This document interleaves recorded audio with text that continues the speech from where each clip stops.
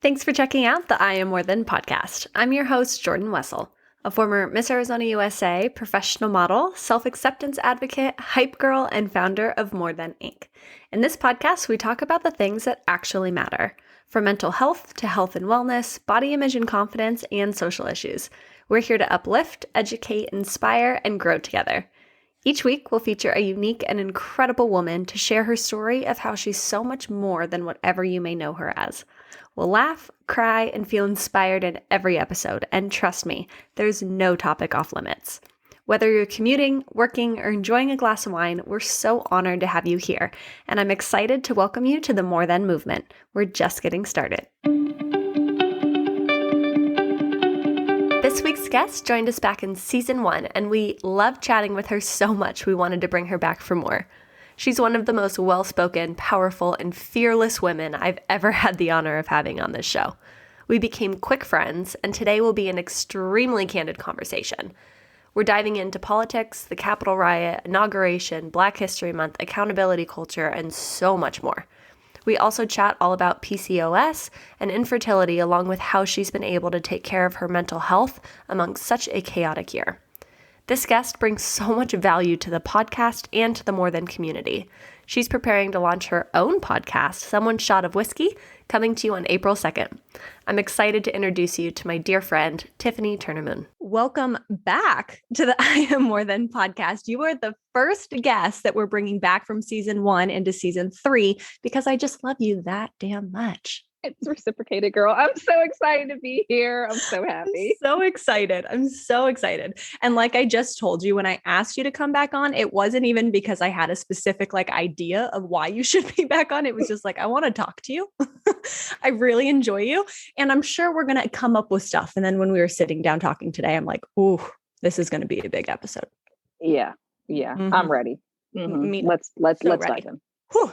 So in season 1, we talked really because that was kind of the beginning of the BLM movement, that it was kind of picking up heat. And in my opinion, it was the beginning of the accountability culture where they were trying to shift from this cancel culture to let's let everybody learn. So I feel like we did that for 2020. Most people did that. We're now in 2021 and I am blown away, and I can only imagine how blown away you are by all the things that keep happening. And I'm like, did we not figure this out? So diving into that, let's talk this last month, because I remember looking at your stories specifically during the Capitol riots, because I was like, I just need to hear your point of view on this because I already know how I feel. So let's go back to that day. As you're watching it, you're with Bella. What's going through your mind? Oh my gosh. So I am cooking and I'm going back and forth looking at the TV. Bella's in her bedroom. And all of a sudden I see people start to go up the stairs. And I was like, no, actually I saw them congregating. And I was like, wait a minute, they shouldn't be allowed there. What? And I was like, this isn't happening. I went back to cooking, came back, and they were going up the stairs. I mean, I was texting my mother. I was texting my friends, are you by a TV? Are you seeing this? What is going on? This is straight out of Designated Survivor. Are y'all serious? This is an episode out of Designated Survivor. We have literally the entire government inside there, and they're just going waltzing up the stairs, no problem. Mind blown does not even cover it. I was like, we're not watching this unfold on TV. Of course we are. Of course. That's actually an amazing analogy because it was Designated Survivor mixed with a Hunger Games that I was like, yes. What are we watching right now? People are scaling up the building and people are just standing there cheering them on. Designated Survivor, except this time the president made sure he was the only designated survivor. It was too much. Mm-hmm. Oh, I'm going to take that clip. But, so then we're watching it, keeps unfolding. They're in the freaking Capitol, going after these people, screaming to hang Mike Pence, looking for Nancy Pelosi. It went on a whole nother level. And what I was thinking the entire time was every single one of these people has to have consequences. Obviously that's what we would do. Yeah. And now hindsight 2020, looking back, didn't look like that really happened. Not at all. How do you explain this stuff to Bella? It's hard.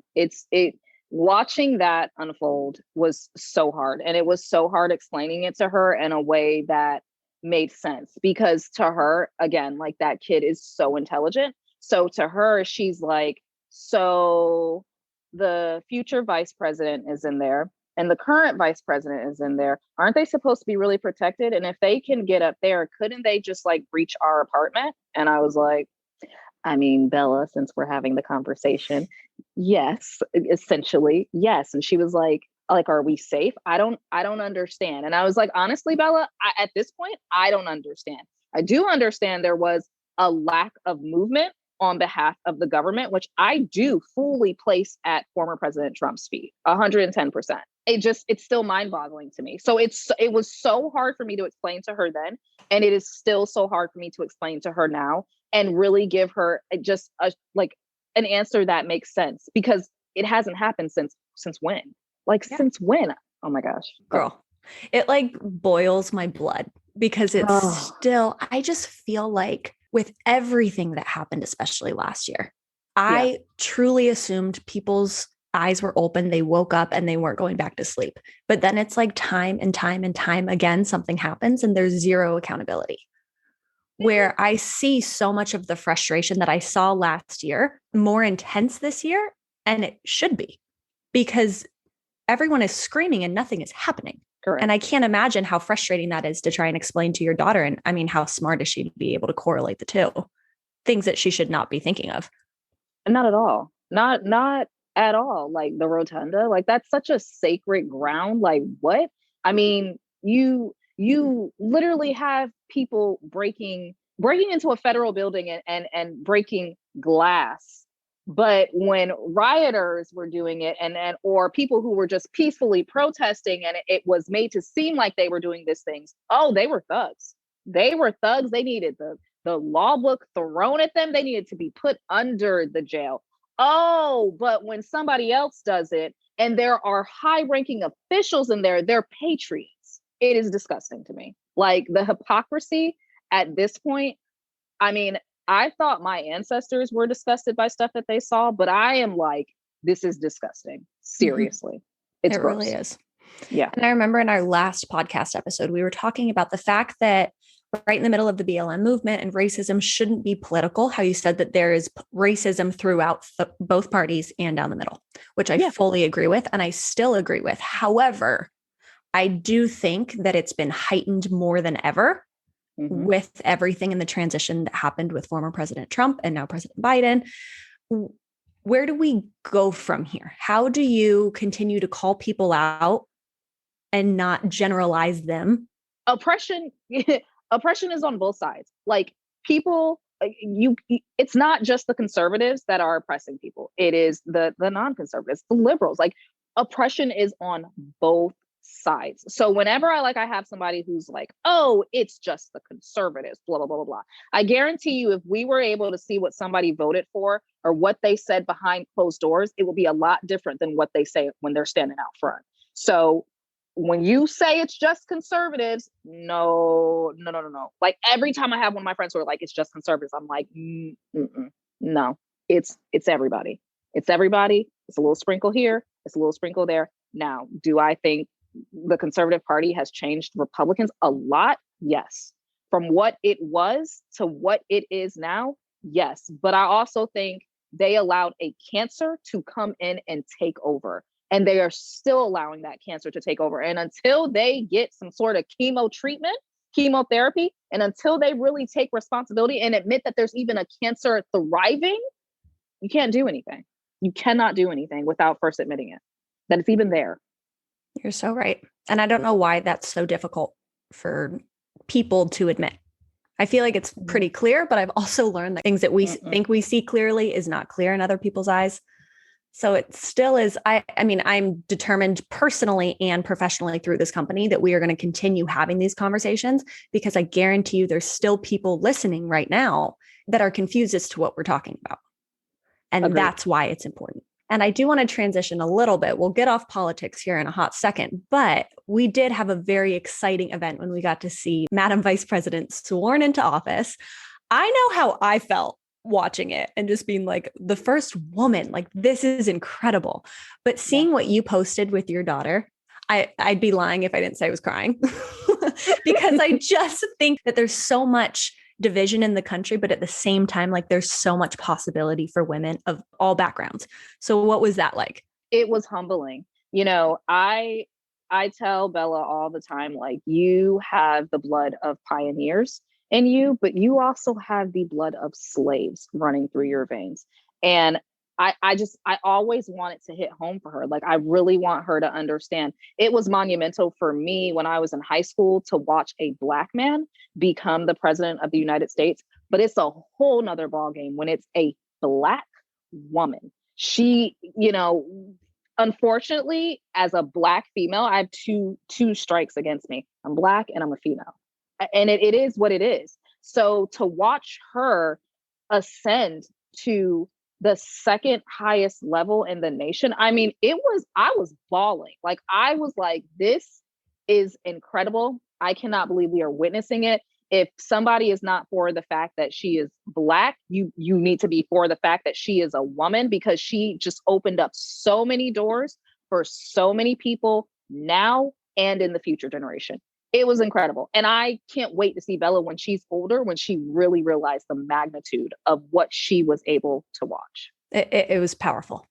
It was. And even seeing Amanda, her poem right before, I just like, those two moments were so token of like what we need to take forward, and seeing how far we really have come. We have a long way to go, but we've come really far with those two women standing there.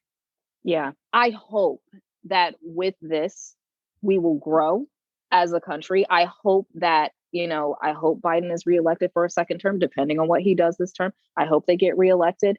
But, you know, if somebody else were to come in, I think it's very easy to overshadow what has been done. I think it's really easy to overshadow the work that has been done. And I hope with everything in me in the next 4 years that we're not in the turmoil we are in now. Because I think if the right person does not come in behind them, and if they're not reelected and the right people don't come in, it can be overshadowed. And I think some people might lose sight of just how monumental this was for Amanda to give the inaugural poem, and for Kamala Harris to be Madame Vice President. I mean, it's a big deal, but it's only a big deal if people really recognize it and unfortunately acknowledge it. Because if they don't, it won't be in the history books. People won't know. Yeah. It still amazes me. You really opened my eyes last time, just telling me what's in history books and what's not in history books.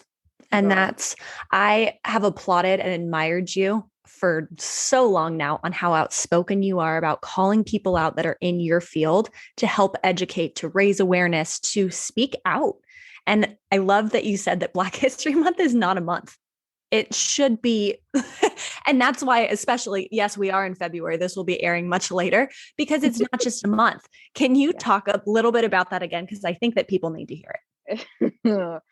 Right when we hit MLK Day, like right before, like I literally had to mentally prepare myself, because I was like, this will be the onslaught of the MLK post about love is love. And, you know, you need to love your neighbor. And I think it's very strategic. I know it's very strategic how a lot of people, specifically white men and women, use MLK as the picture perfect African American. He was educated and he was outspoken, but he always spoke about love. Martin Luther King was one of the most radical Black men in America. His approval rate was like, I think 37% when he died. He was one of the most hated men in America. So every time somebody uses a quote from him, I'm just like, y'all don't know the context in which that speech was made. You don't know who he was talking about. Martin Luther King just didn't talk about love. He talked about the fact that wealth needed to be redistributed amongst the different races. He talked about systemic racism and how if we didn't get to the root of it, it wouldn't be fixed.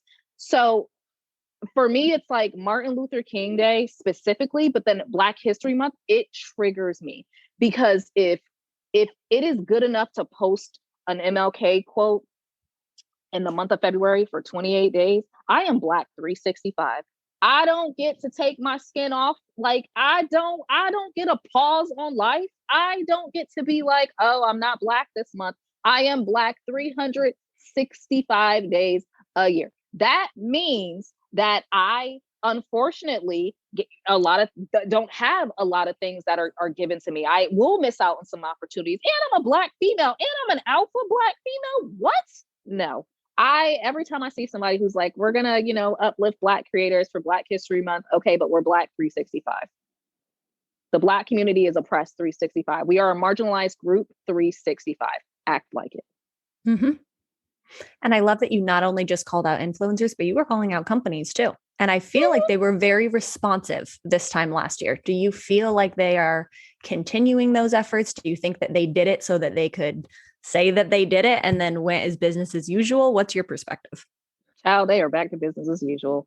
I think a lot of them did what they needed to do because they were in a PR crisis. I think majority of them do not have any sort of guidelines to follow should something like this happen again. I think they have guidelines for a fallout if there's a scandal with an influencer that they're representing and they say something off the cusp. But I do not think they have anything that specifically speaks to creators of color, things that are going on within the Black community, Black men and women being killed. They don't have anything for it. And I think a lot of these companies, I know a lot of them, as I go back and look at them, their feeds are back to being completely whitewashed. They're not really working with Black content creators. And there were some companies that my peers had said reached out to them specifically because they wanted to gain exposure for the month of February. Yes, as Black content creators. And I was like, if that is not like, if that is not tone deaf and almost the epitome of or the ground level for why systemic racism is able to just root itself in everything and every facet of this country, I don't know what else is. Because again, if you only want to acknowledge this specific race for a month to gain exposure for your account and your company, but not any other day, what? No. A lot of companies, I will say some have done well and are doing better, but a lot of them, no. And a lot of influencers have gone back to business as usual. You're right. And I think now that I've been more conscious and aware and looking for it, it's incredibly infuriating how, I don't have another word, but to say tone deaf, because again, I don't think it's intentional, but it's not intentional. Like they're not making an effort to be like, okay, something's wrong. How do I be part of the solution and not continuously be part of the problem? And I don't know what it's going to take for people to have their eyes really opened. But that also leads me to think that there's been so many people that their eyes have been opened after they make this huge mistake and a huge public apology and how they're going to get better. For example, the country artist, the Morgan Wallen, I think his name is. Did you hear what happened with him? Oh my gosh. And then there was some NASCAR driver that I saw Emmanuel interviewing the other day. And it strikes me as odd that suddenly you have an awakening after you use vocabulary that is so, I don't know how those words come out of your mouth in the first place. Correct. But I'm seeing that people are saying like, oh, just give him a chance. He's trying to do better. It's a learning opportunity. Don't have cancel culture. Doesn't seem like it's a mistake. It seems like it's someone who got caught.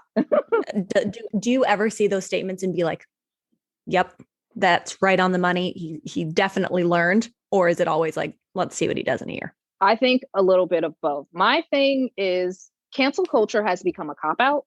It has literally become a cop-out for a lot of people whenever they feel that they are attacked. And really, it's not attacking. It's more so holding them accountable. It's you're trying to cancel me. This is cancel culture. But what's interesting about it is African Americans consistently, historically, are told it's okay. Give them another chance. Get over it. It'll pass. They didn't mean it. They're sorry. But, and this is something that kind of leads me to think about the whole bird watching thing and the woman who they dropped all the charges for the woman who called the cops on the man in Central Park. She completed a racial bias training program, an educational program. She also went to therapy. I think they said she went to like 5 sessions. And because of that, They have dropped the charges. They were going to charge her, I think, with a misdemeanor. But you have Black men who are incarcerated. I mean, within the Black community, African American males are incarcerated at an unprecedented rate. Unprecedented. But we're not supposed to give them another try. But we're absolutely supposed to give somebody a try who has a platform of over 1 million followers, has millions of dollars, multi-million dollar contracts, because he slipped up and said a word that he didn't know had a lot of racial tension attached to it and a lot of pain and a lot of anger.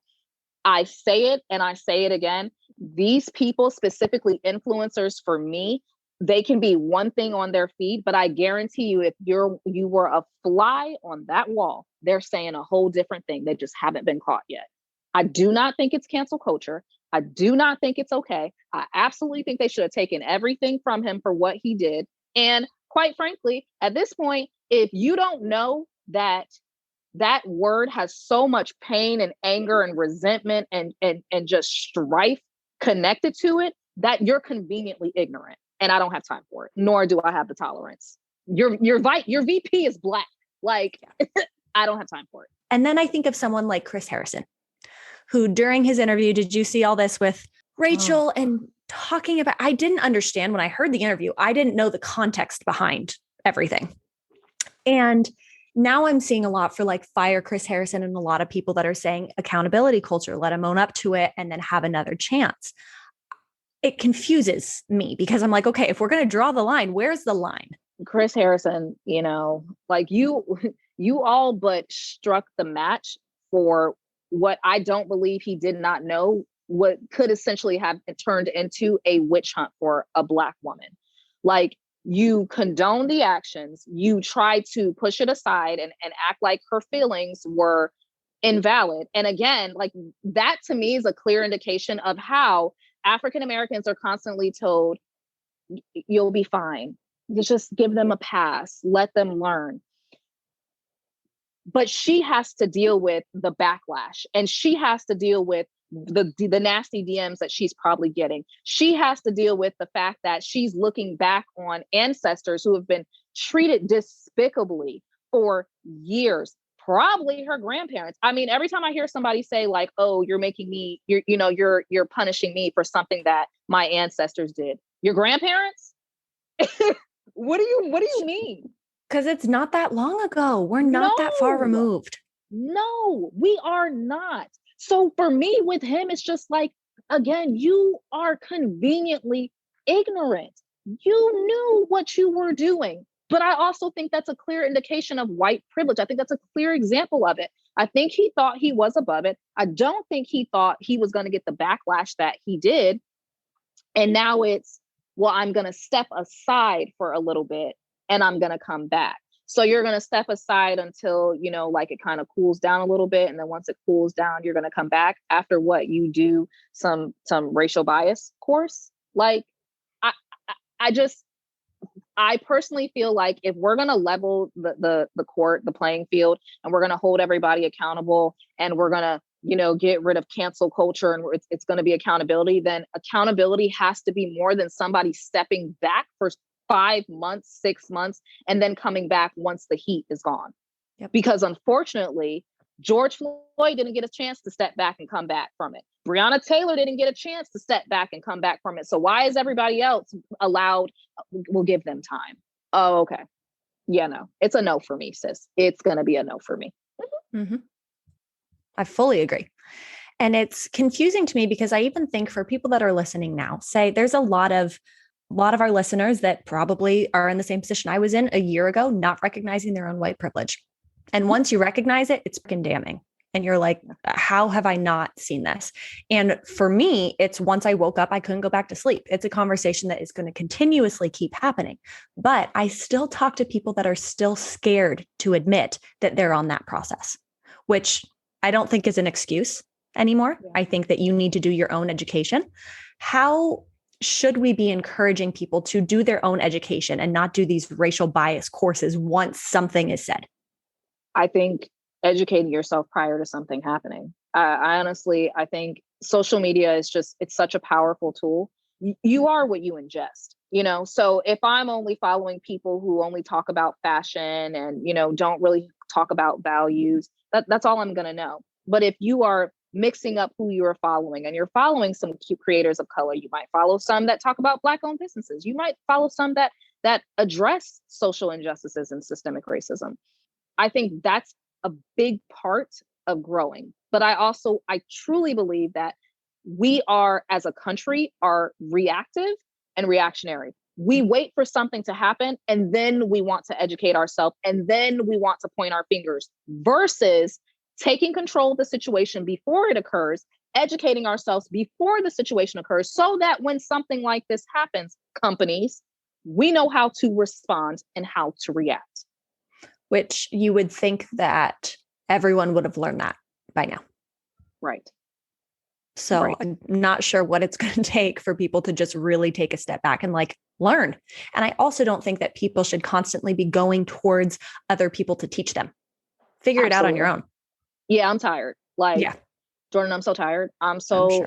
I said I was going to do Black History Black History facts all this month. And I got on TikTok and it was I don't know if I got on the wrong side of TikTok or what, but it was racist land 2.0. I mean, the stuff that these people were saying to Black creators was disgusting. I was like, oh my gosh, y'all are serious. They were looking at people's Instagrams and Facebooks trying to find out where they work. It's horrible. And yes, it is so bad. And I haven't really seen it on Instagram, but I'm just it's just a matter of time until it spills over. And why am I educating? Why? I enjoy talking about stuff and I enjoy talking up about it because it is something that I am passionate about. But to the point that I'm always having to educate, no. You have to want to educate yourself first. If you want a job, you look into that company and you educate yourself on the company so you know what you're talking about when you go into the interview. This should be no different. If you want to be able to say, I'm not racist, I am anti-racist, I want to do the work, do the work. It's not that freaking hard. It's not. And everybody's making it seem like it's rocket science. And it's mind-boggling to me still. I don't get it. I don't know I don't know what more people need. I don't know what more needs to be said, but I'm sure it is exhausting for you because you're not only balancing this is only one of the many hats that you wear. You're a full-time mom, you work full-time, you're an influencer full-time, you're doing a lot of things. And it seems like you're having to do that education piece, of course, at home because you're raising your daughter. You've taken that on Instagram as well, being an influencer. Is that spilling over into your work as well? Do you get a break ever? No, not really. Not really. I mean, two of my bosses are white. One of my bosses is Black. So I'm able to identify with him. We're able to talk about our experiences together, which I have, especially in this last year, I have truly, truly appreciated. And actually it was around the time of George Floyd's death. One of my bosses led a call with about 300 of us on it. And he just talked about his experiences as a Black male and his fear for his daughter as a Black woman. And it was powerful. It was very, very powerful.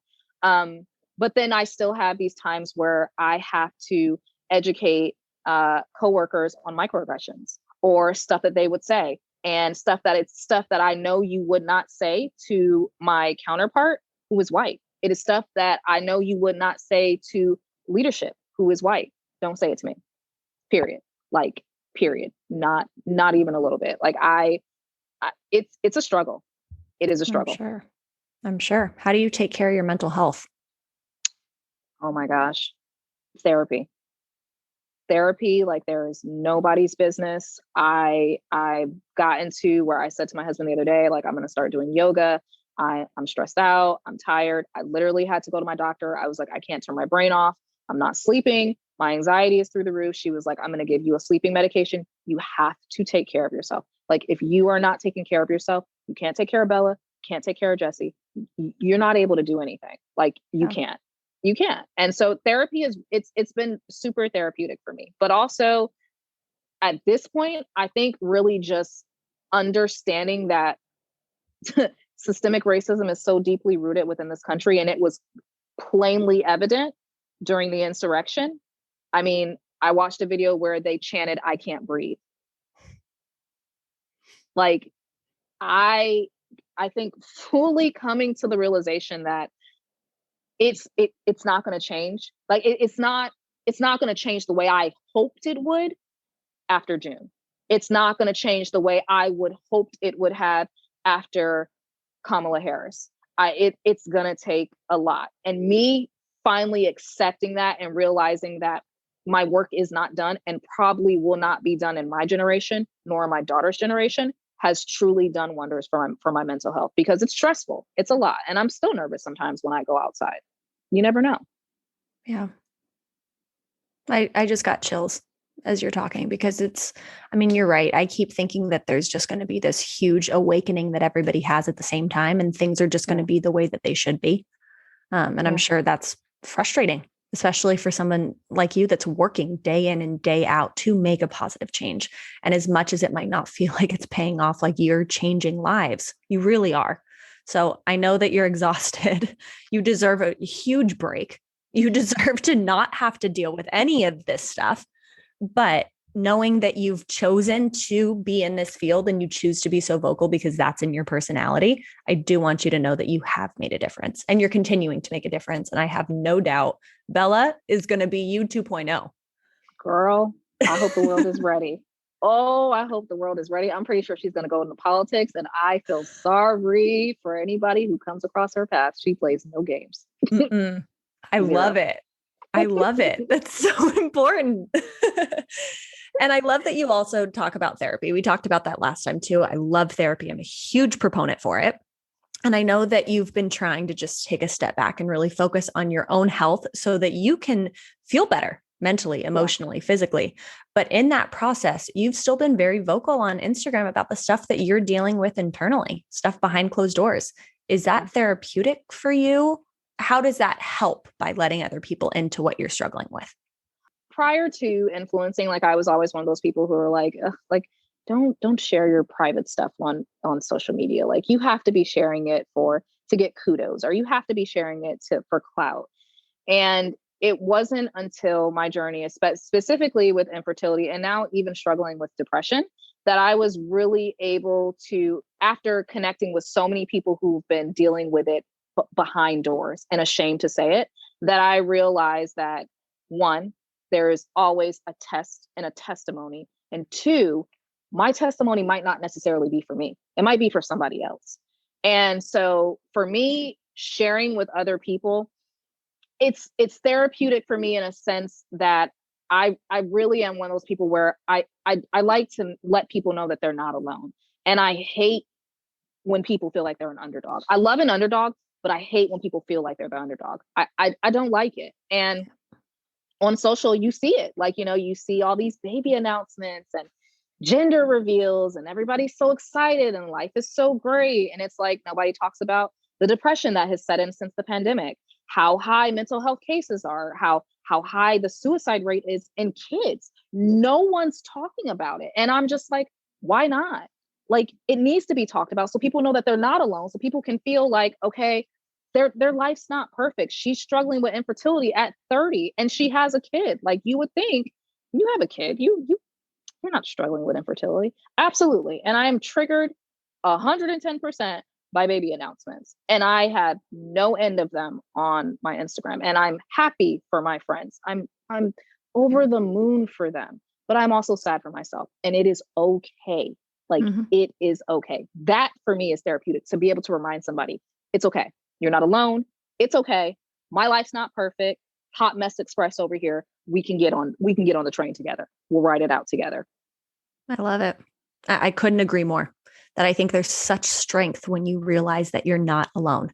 And I think mental health, like you had brought up, the mental health crisis that's happened during the pandemic. Yes, the pandemic has taken so many lives, but mental health is affecting people even when they're still with us. They're not physically with us because they're dealing with so much anxiety, so much depression.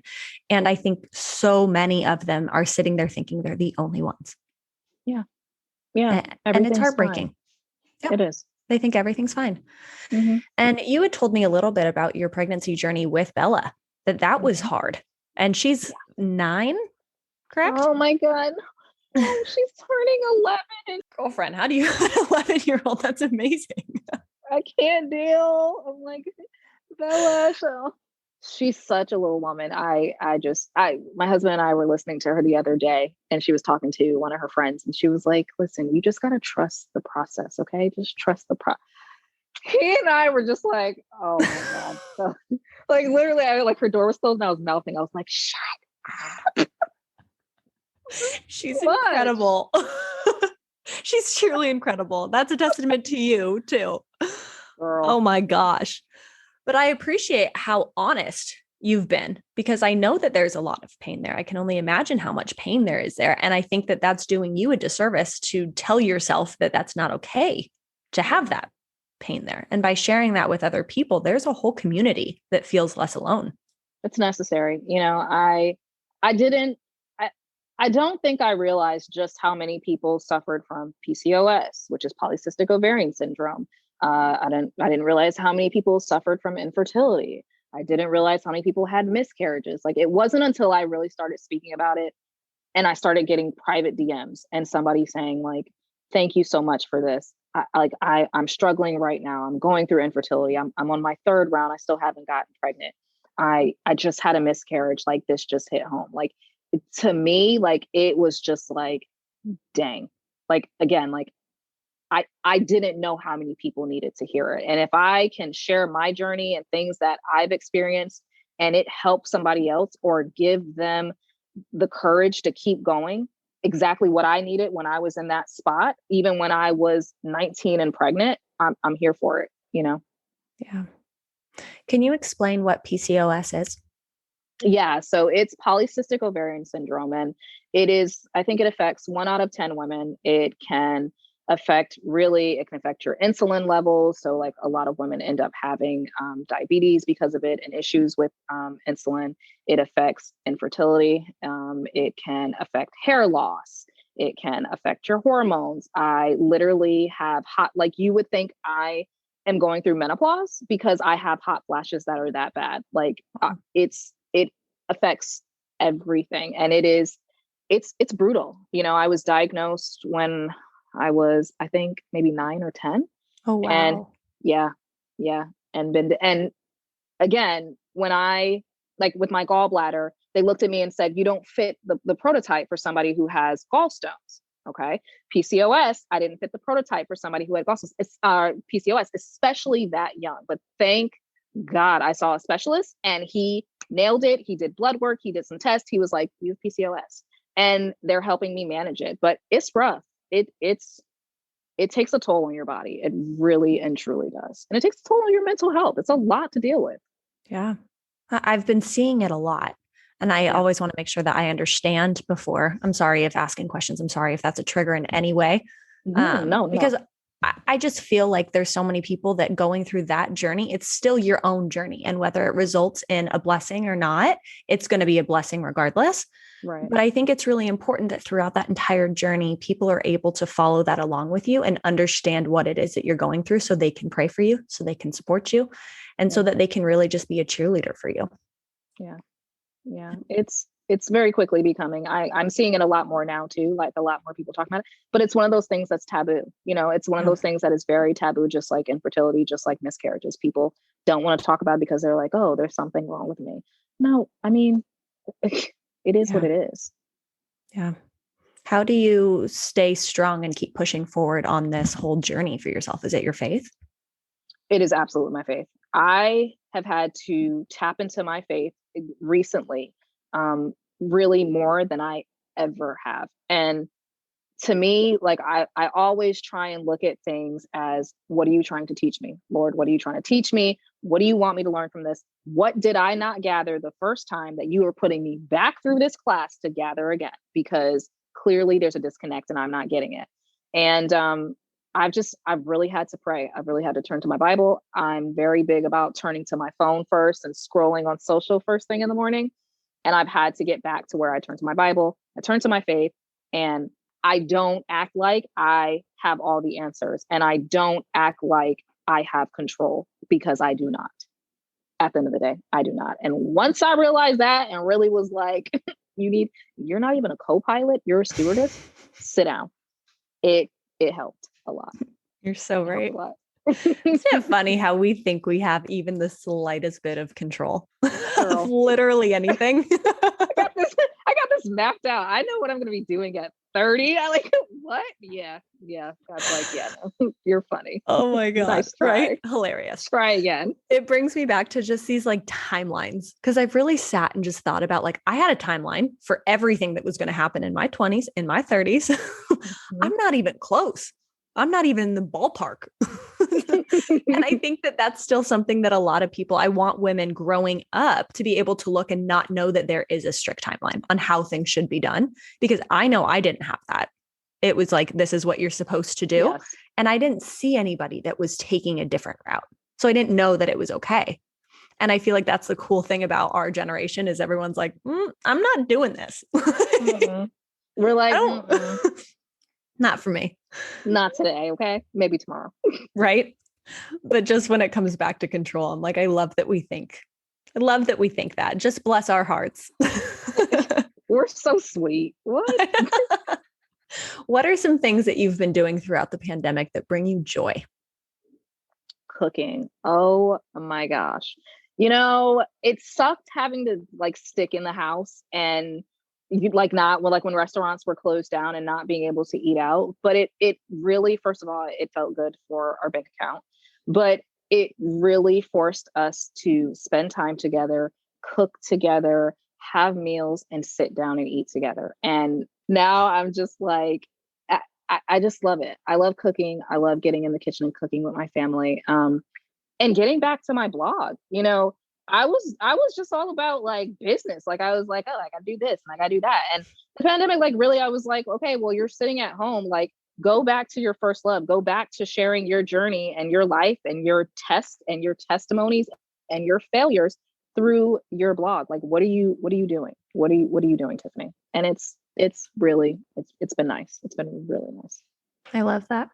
I think there's a lot of hardships that came out of the pandemic, but there's also a lot of beauty. There's a lot of blessings in there. And I think that we are a much more connected society, even though we're connected with our family, with our loved ones, because we've been intentional about it.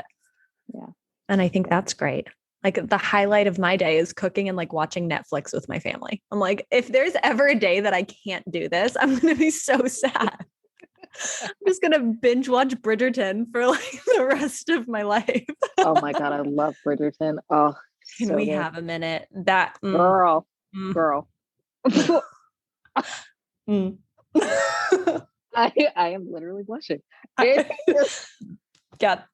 Yeah. It's what we needed. You know, that's one of the many blessings.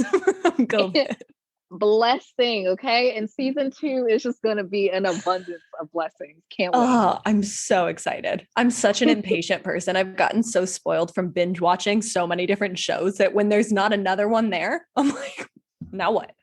What are y'all doing? Where's season 2? What have you? Are you guys taking a break? You in a pandemic? Stop it. Well, thank you so much for taking the time to come on. Like I said in the beginning, we don't even have to structure these things because you're just the easiest person ever to talk to. And I appreciate all your time and just love you. And I'm always going to be here to support you. I adore you. Thank you for having me. I love coming up here, and I just love how honest and how candid and how real you are. So I'm always here to support and always here to come up. This episode is brought to you by Press Premium Alcohol Seltzer, the only woman-owned seltzer among the top 10 seltzer brands. If you've been following me on Insta, you know I fell in love with Press last summer. First off, because of how chic the packaging is, but also because of how truly delicious the flavors are. In my opinion, they taste more like an expensive cocktail you'd get on the beach than your typical seltzer. All the flavors were developed by Amy, the founder, in her kitchen, which obviously made me fall in love with the brand. They have 9 premium flavors, my personal favorite being the lime lemongrass or the pomegranate ginger. I'm all about supporting female-owned businesses, and I'm honored they have the same mission. To get your hands on Press, go to enjoypress.com to find a retailer near you.